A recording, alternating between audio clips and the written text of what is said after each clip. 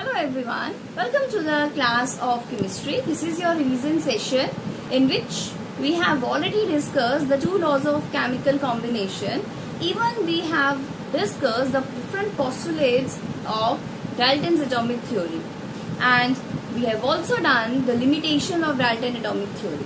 So what for today?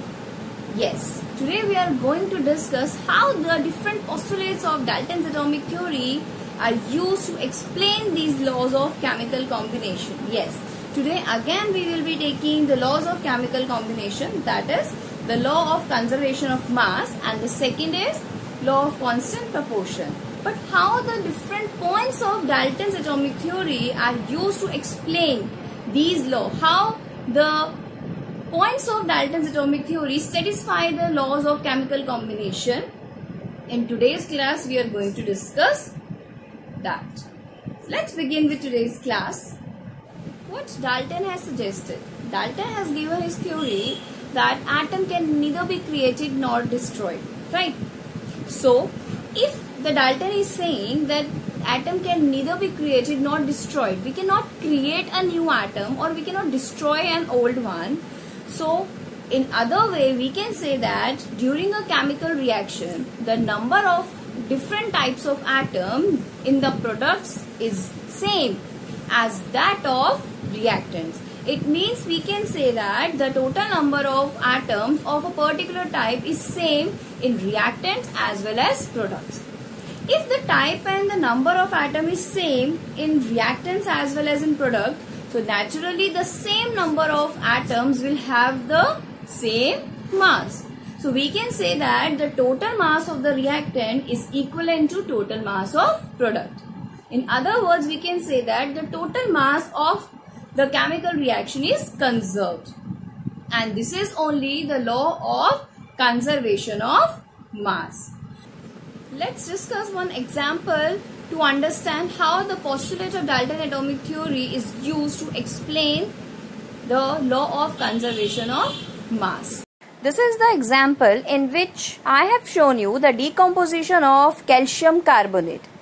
As you can see, in the reactant side, there is only one atom of calcium, one atom of carbon, and there are 3 atoms of oxygen. Now let's see on the product side. If we see only one atom of calcium, one atom of carbon, and in total there are 3 atoms of oxygen. So we can say that the number of different types of atoms involved in the reaction is same on the reactant as well as product side. So definitely the mass of each type of atom is also fixed and same on both the sides, that is reactants and products. I hope you have understood this example.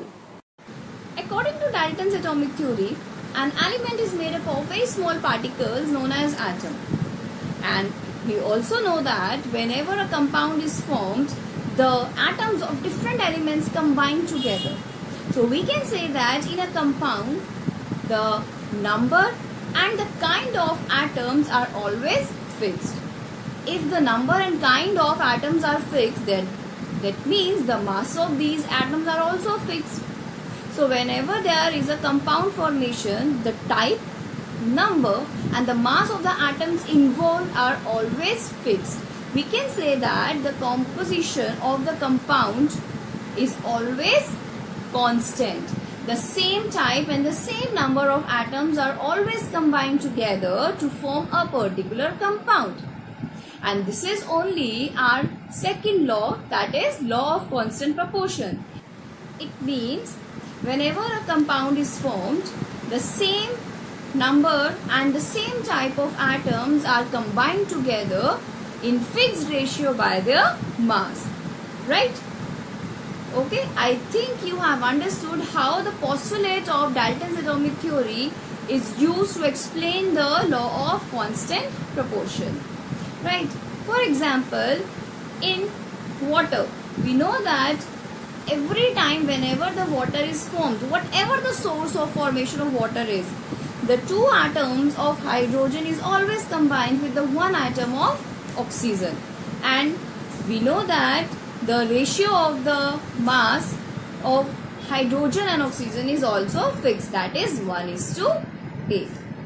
I hope you have understood how the law of constant proportion and the law of conservation of mass is explained by using the Dalton's atomic theory. In the next session, we will be doing the revision of numerical problems. Till that, keep yourself healthy, stay safe, and don't forget to like my videos and please subscribe my channel. Thank you so much. Have a nice day ahead.